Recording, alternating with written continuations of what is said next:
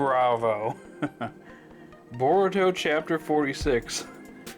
Another solid chapter, and my goodness, I swear this manga, it just continues to get better and better. There are a few concerns I do have with this chapter that hopefully get resolved in the future, but man, another solid chapter. The Boruto manga continues to be great, in my opinion at least. I know there's some people that dislike this, or dislike the Boruto manga, and even dislike last month's chapter, but I disagree with that. I actually thought last month's chapter was solid, but this one, there's a lot to talk about. So, before I get into that, I just want to let you guys know, if you like this type of content, be sure to like and subscribe as I cover the Boruto manga on a monthly basis as soon as the chapters come out, usually on the 20th. Anyways, I'm going to get on to the review. Now, I have to say, this fight, Kashin Koji versus Jigen, is freaking awesome. I like the fact that Koji is using a bunch of techniques of Jiraiya's. We have the freaking the Toad Oil Jutsu that Jiraiya used, I believe, on Konan, and then the Dark Swamp Jutsu, I believe he used on Orochimaru. So he's using all these techniques that are Jiraiya's, so it intensifies the theories that Kashin Koji is actually Jiraiya, but we know that's not the case since in the previous chapter it's pretty much confirmed that Koji was created to kill Jigen specifically. I'm not sure exactly why Amato picked Jiraiya out of everybody, but I'm pretty sure that there's a bunch of, he has a bunch of DNA from Konoha Ninja over the years. Maybe some deceased, some alive, we don't know yet. It's just, some stuff is in the dark. I'm hoping in the next chapter maybe Amato basically lets us all know who exactly Koji is and what he's done and the lengths he's went to create him. Because, yeah, we know that him and Koji are the only ones that are actually, you know, against Jigen. They want to take him down, which Amato goes into detail later in this chapter. But man, it's just crazy seeing Koji using all these techniques that are Jiraiya's, and even Naruto notices. He knows me. He's like, the way this masked guy fights, it's like, and then he doesn't finish it, but I guarantee in the next chapter he's gonna question it and be like, hey, Amato, you need to spill the beans. Who exactly is Kashin Koji? But we also gotta give some praise to Jigen, or should I say Isshiki Asuski.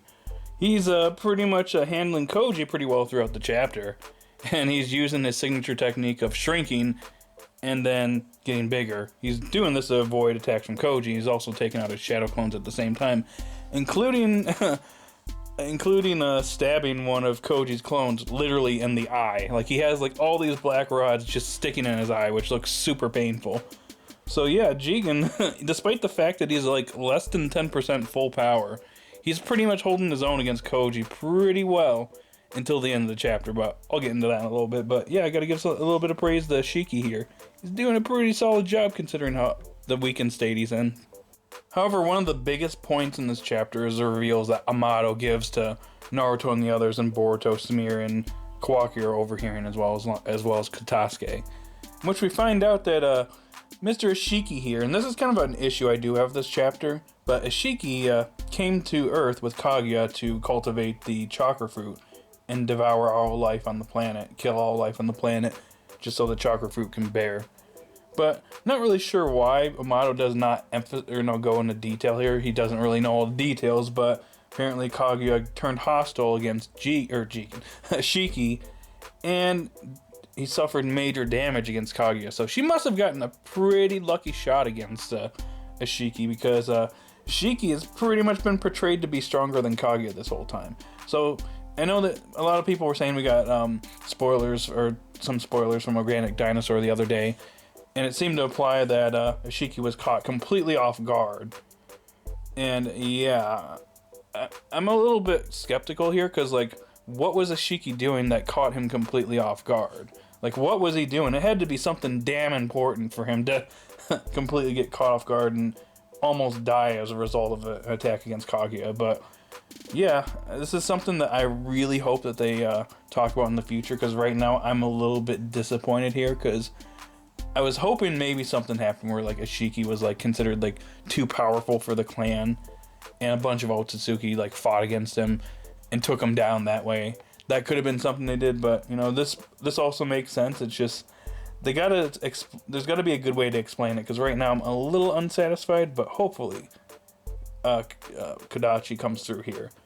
But it's interesting, you got a panel of Isshiki literally choking Jigen. We find out that Jigen, and this was something that I thought for a long time, I was figuring that maybe Jigen was a victim in all of this, but the man actually known as Jigen was just a monk that happened to be nearby when Kaguya attacked Isshiki, and he took desperate measures and basically took over Jigen's body, but I'll get into that in a little bit.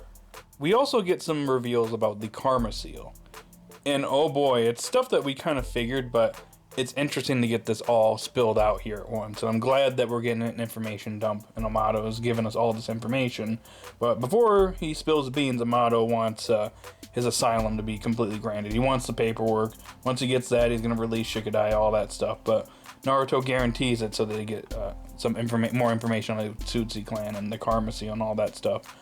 But Amato, he spills the beans on Karma, and it turns out that Karma, it's like a backup file. It's basically a get out of jail free card for the Otsutsuki, where basically if they get killed or destroyed in some way, they can leave their mark on somebody or something, and they convert themselves into data, and over time they're basically, it's a compressed file. Like Amato describes it as a compressed Otsutsuki backup file. Does this in scientific and computer terms, or IT terms.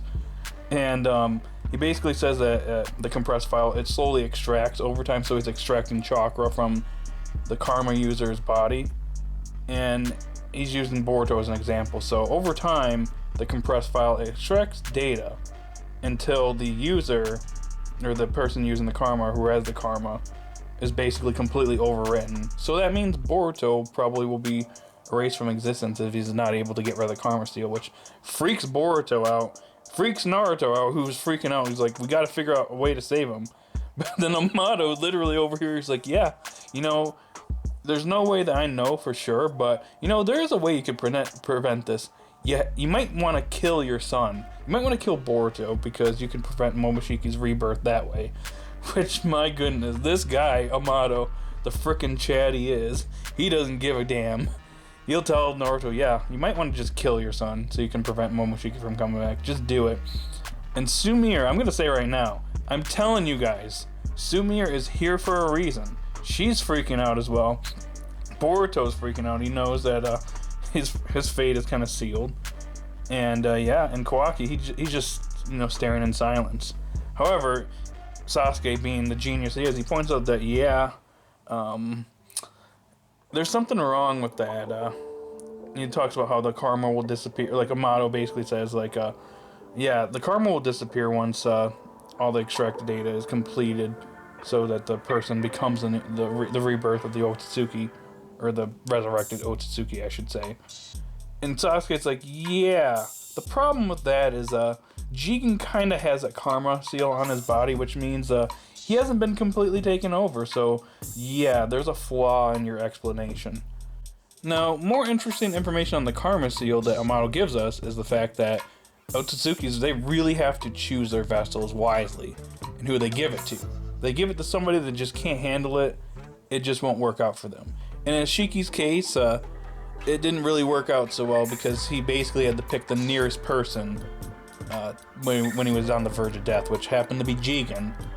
And what he did, he literally used his jutsu to shrink himself down, went into Jigen's ear, and basically lived in his body and ate off his nutrients, or just basically sucked off nutrients from his body, until he eventually took control of Jigen's body. He took control of his brain. He eventually was able to talk through Jigen and just took control of his body.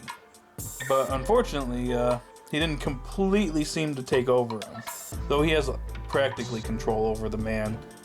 But unfortunately, Jigen just can't handle Ishiki's enormous chakra, as we found out in chapter 38, as Isshiki called him a defective failure. But he can't fully resurrect himself. He basically gave him the karma after a while, but it didn't matter, because if he would have resurrected himself into Jigen's body, he probably would have just died off in a few days. So as a result, he kind of was screwed. So he had to take desperate measures and eventually one day pass the karma on to somebody more suitable, which happens to be Kawaki in this case. he did it through the means of science, which didn't come until very recently, so I'm wondering what Jigen's been doing for the last 1,000 years. But I think one of the main reasons why Jigen's body just wasn't able to handle Isshiki's enormous chakra has to do with the fact that I think, this is theory, I think that Kaguya took out Isshiki before Hagoromo and Hamura were born, thus chakra wasn't spread to her children and to the world. So this happened way before then, so Jigen was somebody that just didn't have chakra at all in his body. So he probably wasn't able to handle that as a result. And maybe he was just a weak monk. We don't know. Now back to Jigen versus Koji. So Jigen ends up going into his second karma state, which, pretty bad idea, dude. Considering how fast that drained you in your battle with Naruto and Sasuke, and you're less than 10%, you're pretty much going to expend every little bit of chakra you have left. But he goes into it anyways. He seems to get a pretty powerful kick on Koji that sends him flying and knocks him through one of the pillars.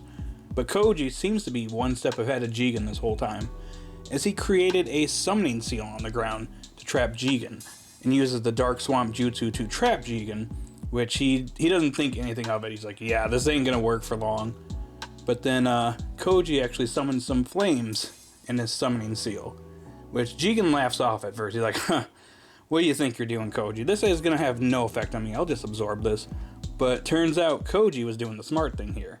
These flames are actual real flames from a flaming mountain in the distance. And unfortunately, it's not chakra based.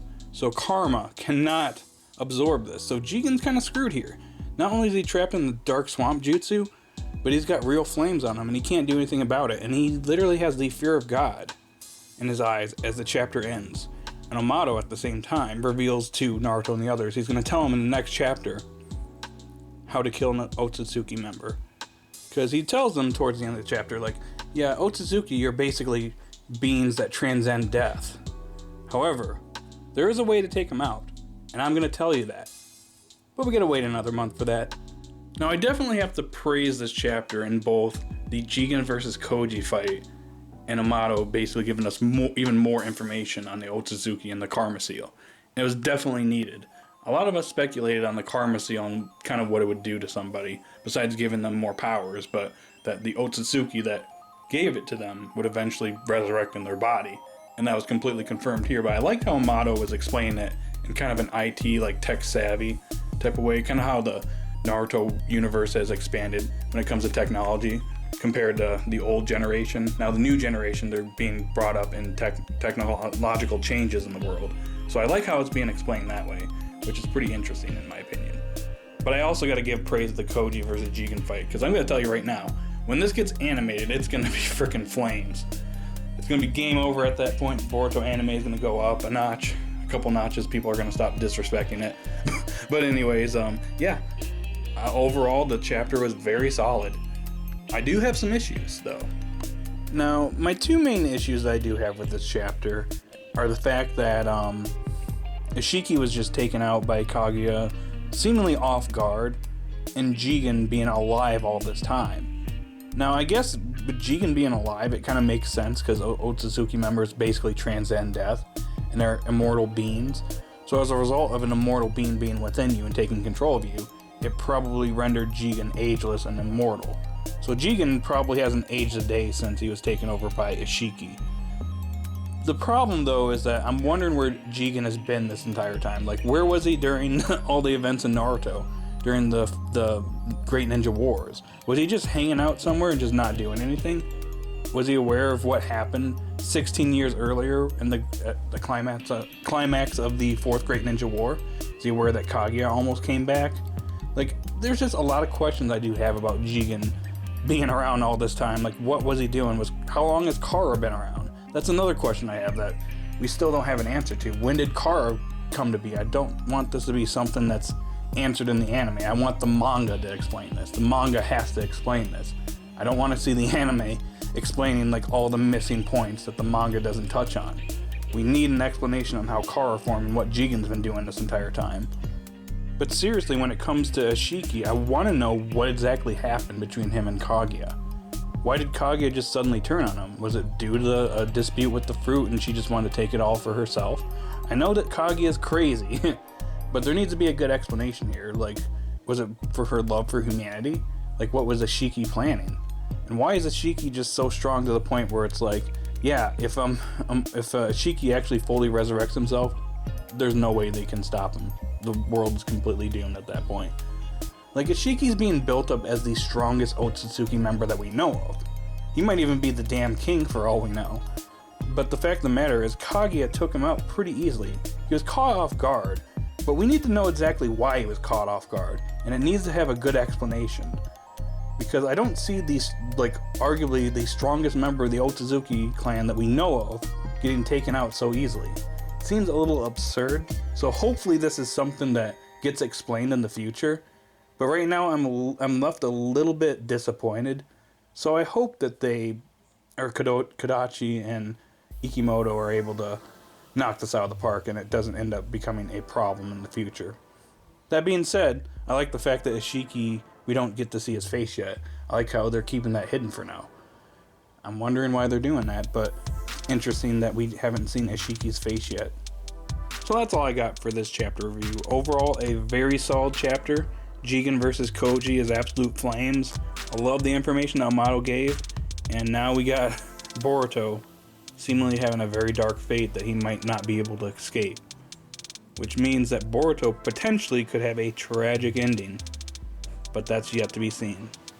Anyways, I give this chapter a 9.5 out of 10, and hopefully in the future, the reason why I'm deducting a half point is I'm hoping the plot points with Isshiki being taken out by Kaguya and Jigen being around all this time and Kara's formation is explained further in the future.